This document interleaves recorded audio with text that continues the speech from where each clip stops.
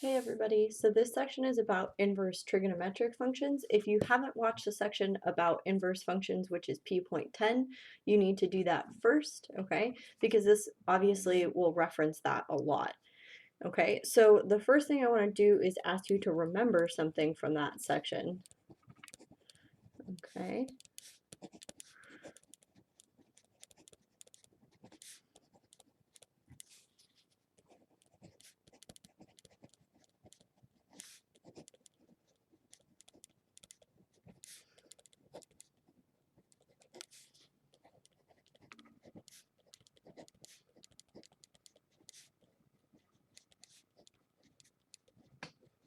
Okay, so we remember from P.10, the inverse function section, that a function has an inverse if and only if the function is one-to-one.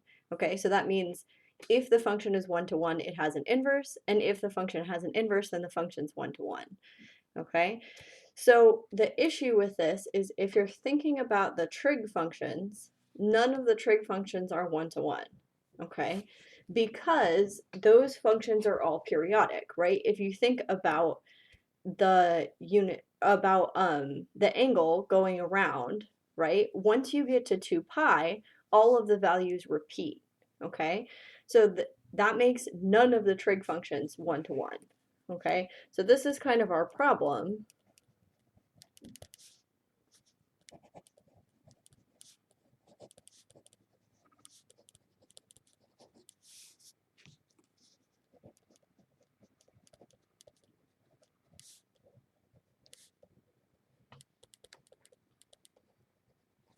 Okay, so if we want the trig functions to have inverses, we have to do something about the fact that they're not one-to-one, okay?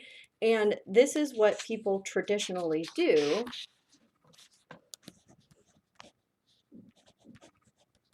Okay, they restrict the domain.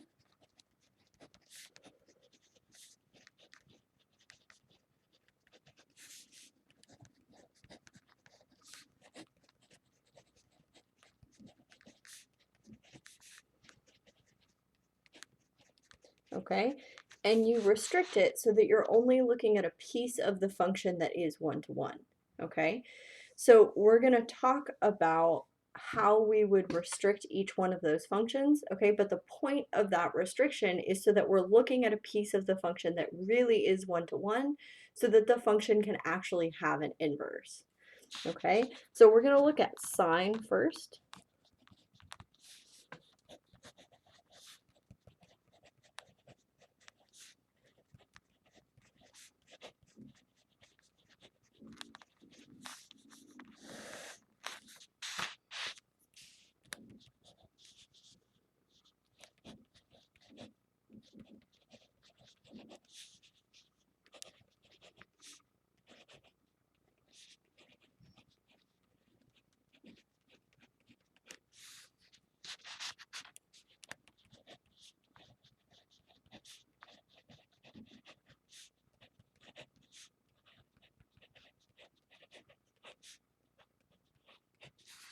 Okay, so this is basically the definition of an inverse function, right? So here you guys are seeing one of the notations for sine inverse. Okay, so there are two notations for the inverse sine function. Okay, you have arc sine. Okay, so like I just said, this is pronounced arc sine.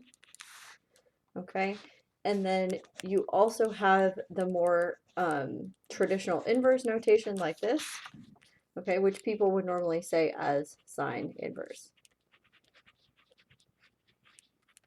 Okay, now we've been actually using this notation because that's what's on the calculator, so if you're more comfortable with that, that's okay, but you have to be aware of this notation because you will see it and people do still use this notation a lot. Okay, so this is basically the definition of what it means to be an inverse, okay?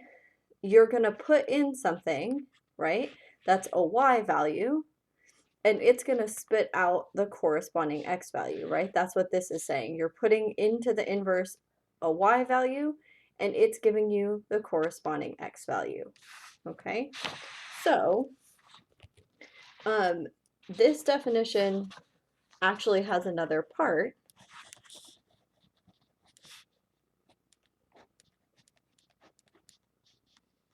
Oops.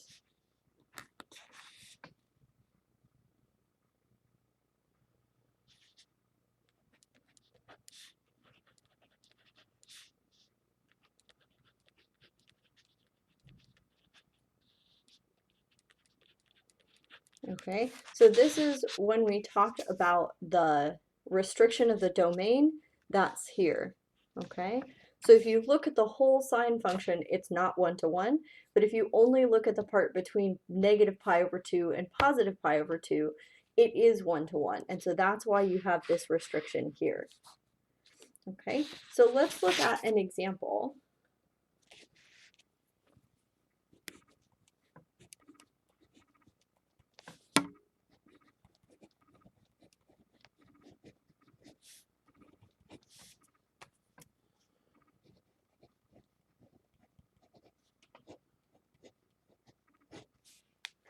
Okay, so just to talk a little bit about what we're doing, this input is going to be a ratio of side lengths, and the output of this is going to be an angle.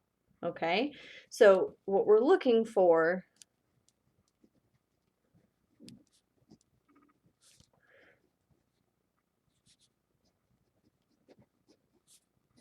okay, so you're looking for an angle, and it has to be between negative pi over 2 and positive pi over 2. Okay, and that's because of this domain restriction. Okay, and you want it to be so that sine of theta is 1/2. Okay, so we know that 1/2 is going to be from a 30, 60, 90 triangle. And if sine is positive, remember we're not even looking at this side. Okay, so if sine, we're only looking from negative pi over 2 to positive pi over 2. So if sine is positive, it's going to be here in the first quadrant. Okay, and if we have sine is 1/2, that means this side must be √3, and this is pi over 6. Okay, so that would be our answer. So we would say arcsine of 1/2 is pi over 6. Okay, so we're not going to give two answers like we did when we were solving equations like this, and the reason is because for the function, right, a function can only have one output for each input. So when you input 1/2, you're only going to get one output, right? You're only looking in quadrants 4 and 1. Okay, let's do another one of these.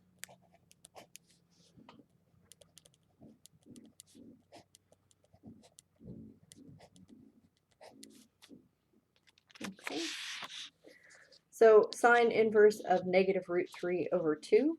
Okay, so again, we're looking for an angle. You're only going to look on that side. We don't look on this side. Okay, and because it's negative, it's going to be here. Okay, and the sine is negative √3 over 2. So that means this side must be 1.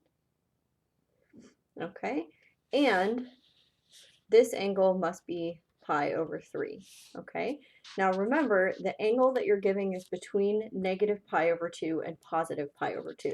Okay, so that means we're going to give our angle as negative pi over 3. Okay, we're not going to give 5 pi over 6, it's negative pi over 3 because of this restriction right here. Okay, all right, let's look at a couple more of these.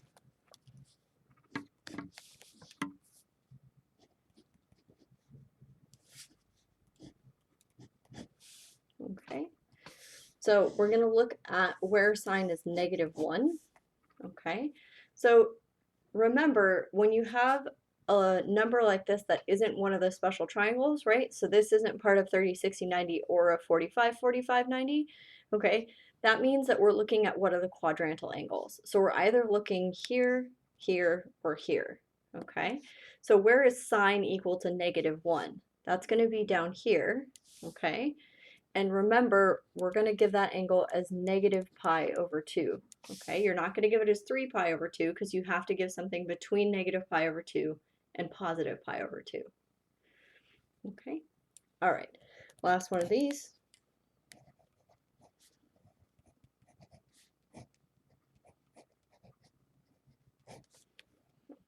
So you can see we're interchangeably using the sine inverse and the arc sine notation. They're really the same, and you will absolutely see people use both. Okay, so we're looking for something where sine is negative, so it's going to be here, okay? And we know that 1 over root 2 is part of the 45, 45, 90 triangle, okay? So this angle is going to be pi over 4, and we're going to give our answer as negative pi over 4,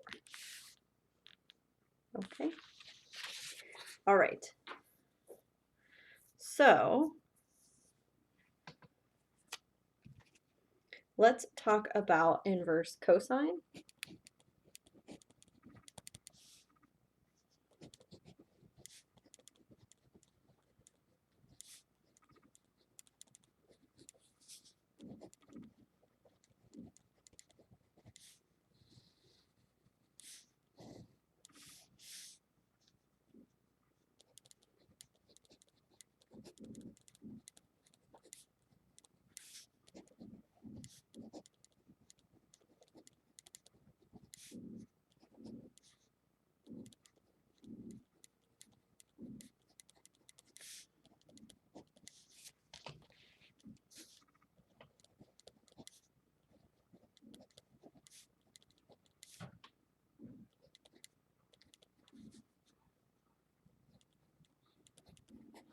Okay, so you can see the definition is really similar to the definition of the inverse sine function. Okay, so we're still defining it as it outputs the angle when you input the ratio of sides. Okay, now remember cosine also isn't 1 to 1, so we have to chop this interval up too.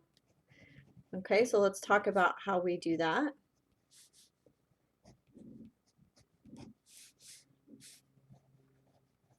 Okay, now we want a piece where cosine is 1 to 1.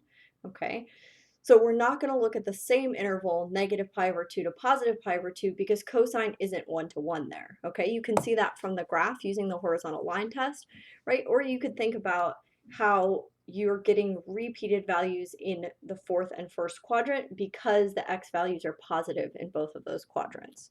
Okay, so we want to look at the first and second quadrant. All right, so this is going to be where 0 is less than or equal to y is less than or equal to pi. Okay. So this is going to be the interval where our angles live, right? And this is in quadrants 1 and 2 because that's where cosine is 1 to 1. All right.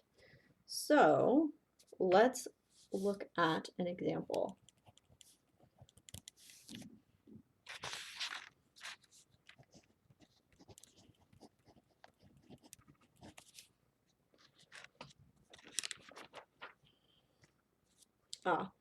Okay.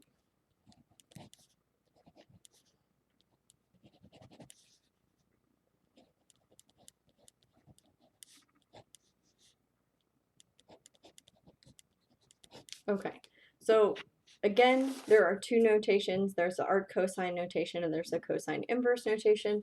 So here we're looking for something, okay? So for these ones, right, we're only looking in the first two quadrants. We're not looking down here at all, okay? And we want a positive value of cosine. So that means we're going to be in the first quadrant, okay? And we want cosine to be 1 over root 2. Okay, so this must be 1 also, and this is a 45, 45, 90 triangle. Okay, so we would say this is pi over 4. All right, one more of these.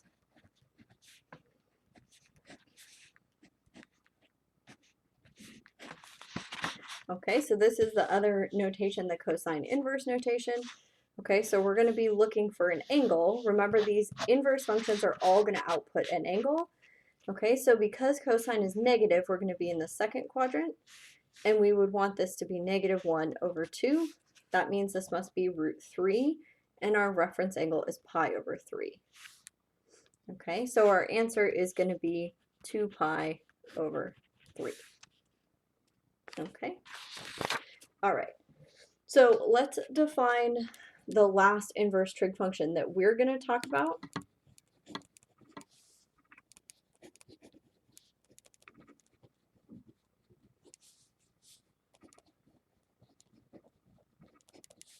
okay, which is an inverse tangent function.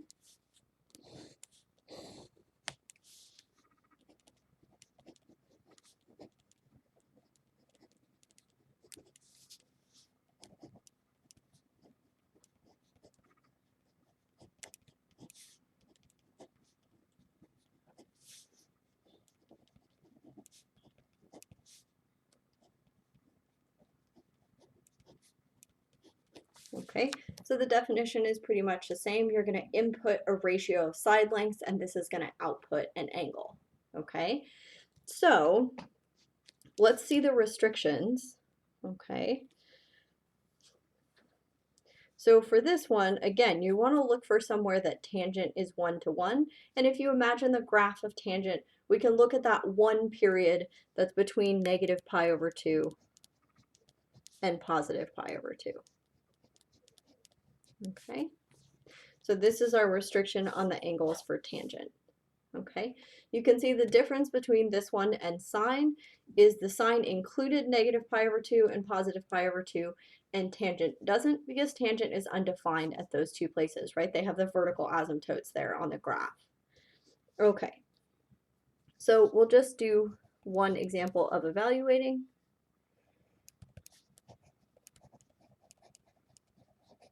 Okay.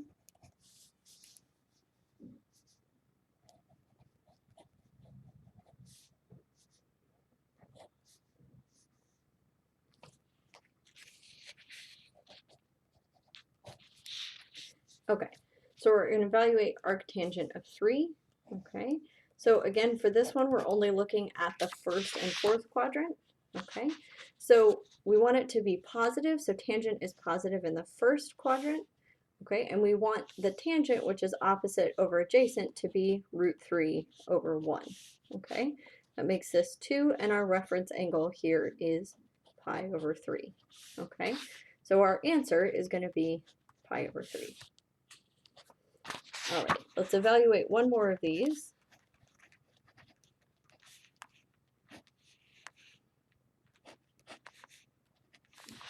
Okay, so this is the other notation, right? This is the tangent inverse notation. So we're going to be looking here in the first and fourth quadrant, okay? And we want to know where is tangent -1. So first of all, because tangent's negative, we know we must be in the fourth quadrant, okay? So this is going to be -1 over +1. This must be √2, okay? And this is a reference angle of pi over 4, okay? So remember, you're giving your angles between negative pi over 2 and positive pi over 2. So that means we have to give this angle as negative pi over 4. Okay? All right. So now that we've seen the definition of the three of those and we've done some evaluating, let's do a different type of example.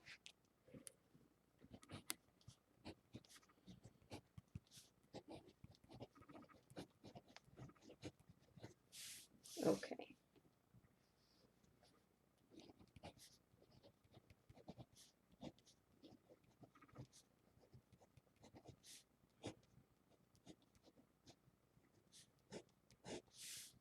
Okay. Now, the first thing we're going to do is evaluate the inside part, right? This is a composition of functions like we talked about in P.9. So first we're going to evaluate the interior function, and then we'll evaluate the outside function, okay? So we're looking at what is arcsine of 1 over √2. Okay, so we're going to draw our little diagram. Remember, for sine, we're not talking about this half. Okay, sine is positive, so we're in the first quadrant. Okay, and we have 1 over √2, which makes this 1, and this is a pi over 4. Okay, so we're going to evaluate this part, okay, and replace it with our answer, which is pi over 4. Okay, so now that we have that answer, we can say, what is sine of pi over 4? Well, it's 1 over √2. Okay, and it should be no surprise that you're getting back the original input, because that's the definition of inverse functions, right? You have sine inverse and then sine, you should get back the original value, right? That's what it means to be an inverse function. Okay, let's look at one more.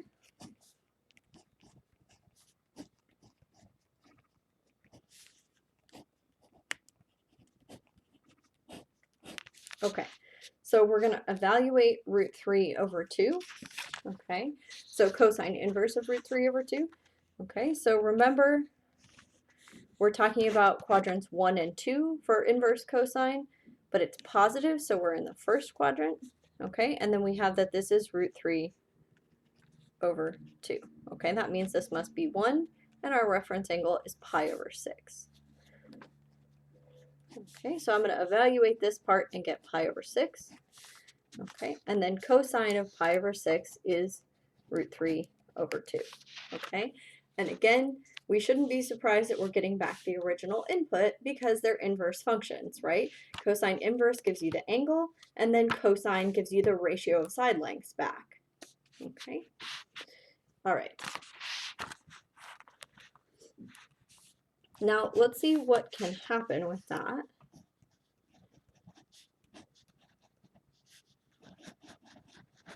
Okay, yeah.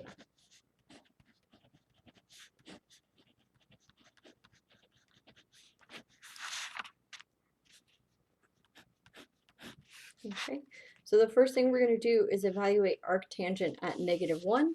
Okay, so for tangent, we're only looking on the right side, quadrants 1 and 4. Okay, so if tangent is negative, we're here. Okay, and this is going to give us, right, if this is -1 over +1, then this must be pi over 4. Okay, so our evaluation of arctangent of -1 is negative pi over 4. Okay, and then what is tangent of negative pi over 4? It's -1. Okay, so again, we're seeing this pattern of, because we have the inverse function and the actual function, we're getting back the same input that you're putting in. Okay, so let's look at one last example like this.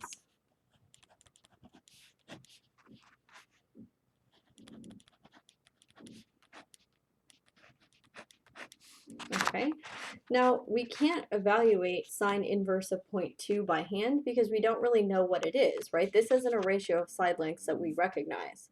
But what you can see is the same pattern as the examples above, right? We have sine inverse and then we have sine, okay? So because these are inverse functions, we're thinking, okay, I'm going to get back the same input that I put in, okay? All right.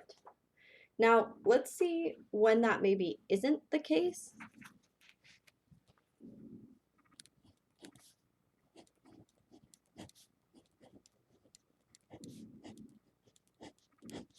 Okay, and this is one example where that isn't the case. Okay, so we're still trying to evaluate.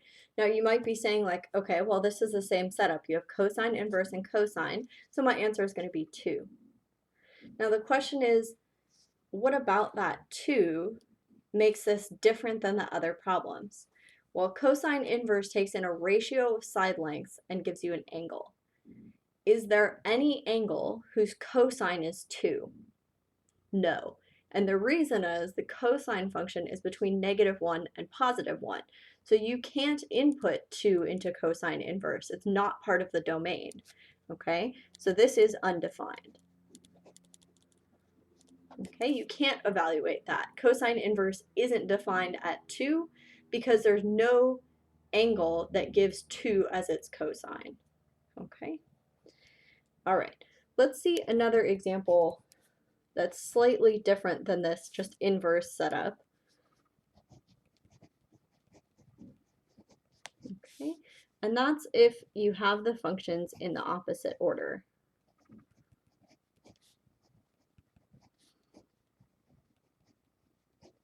Okay, so in the previous ones, we were evaluating the inverse function first and then the regular trig function second. Here we're evaluating the regular trig function first and the inverse function second. Okay, so that gives us a little bit of a different setup. Okay, so we're still going to evaluate it one at a time. Okay, so sine of 5 pi, well, this is 1 pi, 2 pi, 3 pi, 4 pi. Oops, that's not right. 1, 2, 3, 4, 5. Okay, so what is sine here? It's 0. Okay, so sine of 5 pi is 0. Okay, and then I'm going to look at arcsine of 0. Okay, well, I'm looking over here. Okay, remember sine has to do with y values, so here's where my y value is 0. Okay, that's my angle 0. Okay, remember this is an angle measure. So this is 0 radians, okay, whereas this is the number 0. Okay, so you can see that this is not going to give you back the same thing that you input. And the reason is because this number isn't in the range of arcsine, right? Arcsine only covers 4 and 1, okay? And only one the very first rotation. It doesn't cover 5 pi, okay? So that's why you're getting a different number. All right, let's look at another one like this.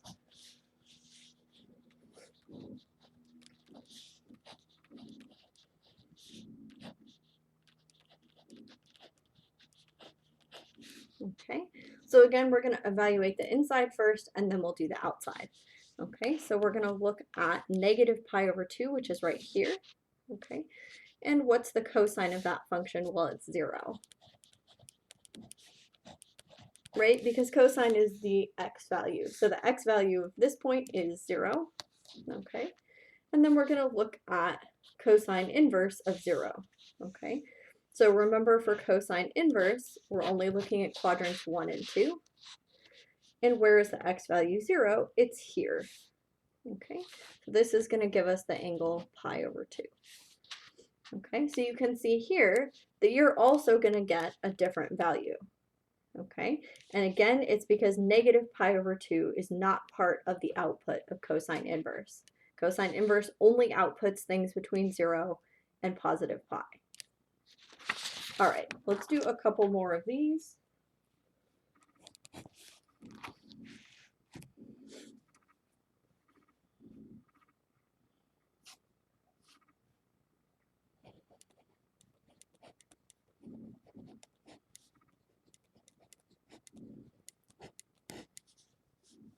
Oops.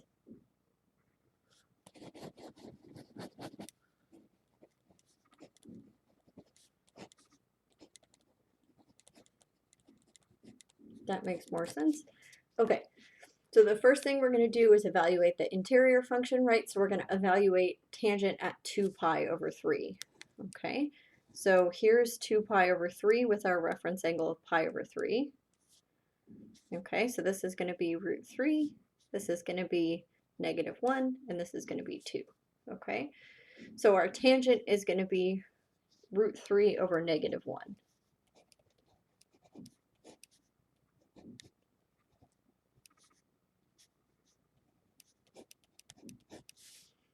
Okay, all right, so then we're going to evaluate arctangent or tangent inverse at root 3 over negative 1.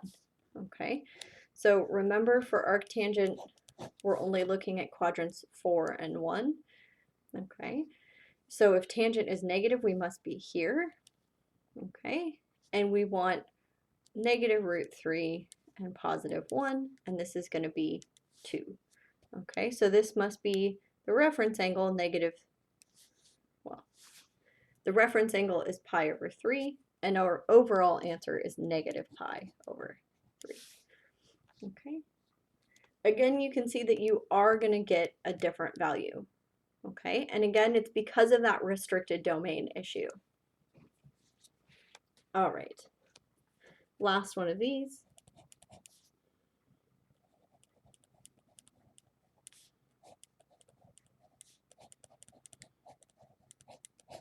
Okay, so we're going to evaluate this the same way. Okay, so we're going to start by evaluating cosine of pi over 6. So here's pi over 6. Okay, this is going to be root 3, this is going to be 1, and that'll be 2. Okay, so cosine is going to be root 3 over 2.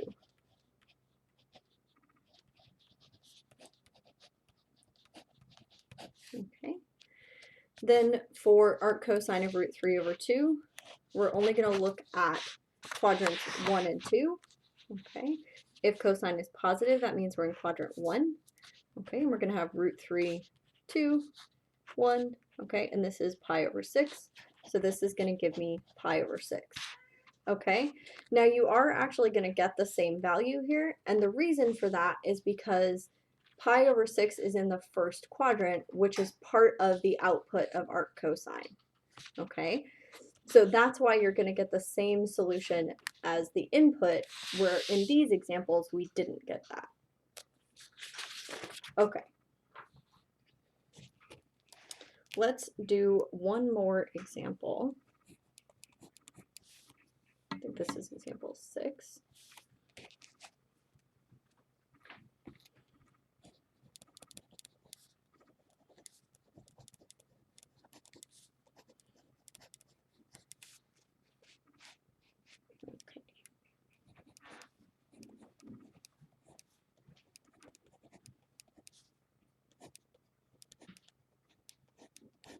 Okay, now here, right, we don't recognize 3 over 5 as one of the special triangles, so we can't just evaluate this by hand.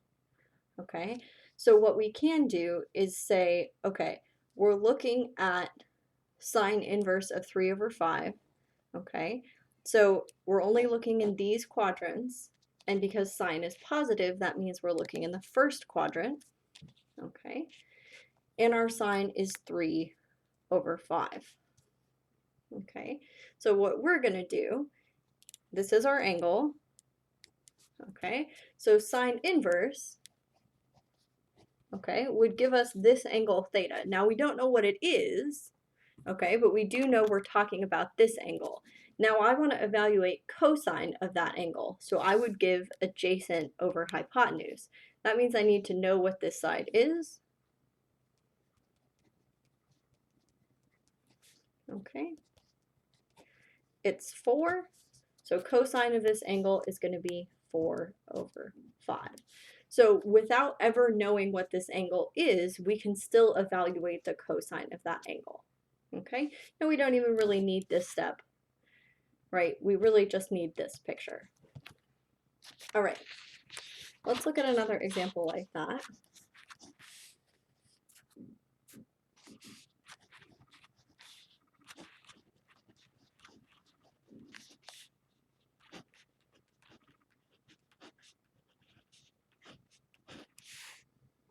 Okay, so here we're looking at arctan of negative 12 over 5.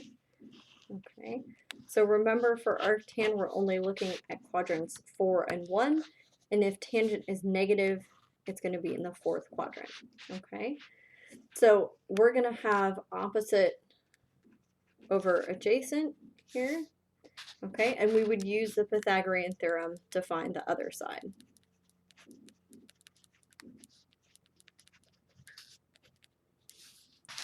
Okay, now we're talking about this angle here, okay, and we're going to evaluate cosine of that angle. Okay, right, so remember we were calling that angle theta. Again, you don't really need this if it doesn't explain anything to you, but I'm just saying this is the angle we're talking about. Okay, and then we're going to evaluate cosine of that angle, so it would be adjacent over hypotenuse 5 over 13. Okay. All right, so let's look at, ooh, little cat. Okay, let's look at one last example that's pretty similar to that, okay, but it has a little bit more algebra to it, okay.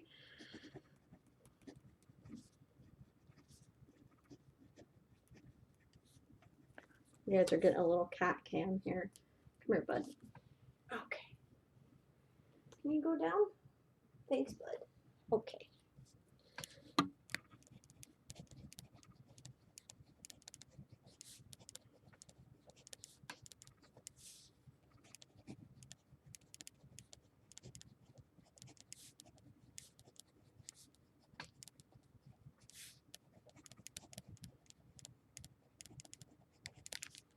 Okay, so like I said, we have a little bit more algebra, but it really has the same idea as the previous example.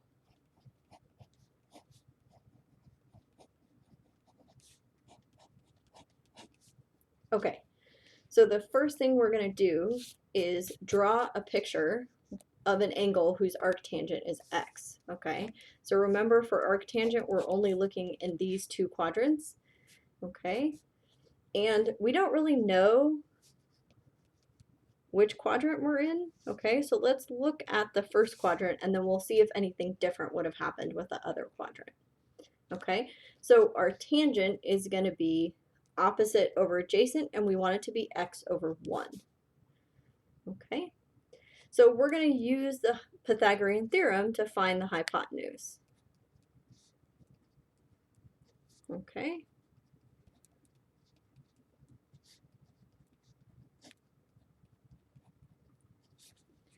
All right. So using the Pythagorean theorem, okay, we can see that the length of the hypotenuse is square root of 1 plus x squared. So I'm going to label that side here. Okay. Now I want to evaluate cotangent of this same angle here. Okay. So cotangent is going to be adjacent over opposite. So cotangent is going to be 1 over x. Okay, so it turns out we didn't really need the hypotenuse, but there we go. Okay, and you can see that your expression, right, this isn't going to be a numerical value because you're starting with x, okay, but you are going to get like an expression involving the same variable that you started with.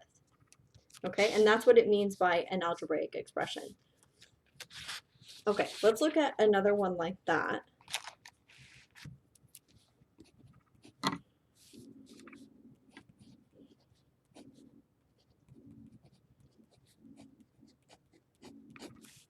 Okay. So, oh, also I did want to point out in the first example that it wouldn't matter, okay, whether this angle was in the first quadrant or the fourth quadrant, because you still would have gotten 1 over x, whether x was positive like we drew it here or x was negative as if we drew it down there. Okay. All right. So we're going to draw, okay, in the first quadrant just because we found that it doesn't really matter. Okay, so we want sine to be 2x. So that means our opposite side is going to be 2x, okay, and our hypotenuse is going to be 1. All right, and now this is going to give us our angle theta. Okay, so this is going to be cosine of theta. And then to get cosine, we really need this adjacent side. Okay.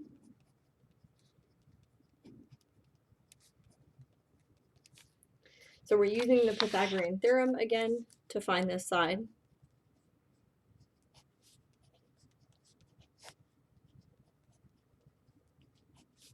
Okay, so this side is 4x squared minus 1. Okay, so our cosine of that is going to be adjacent over hypotenuse, which is root 4x squared minus 1 over 1, right, which doesn't matter.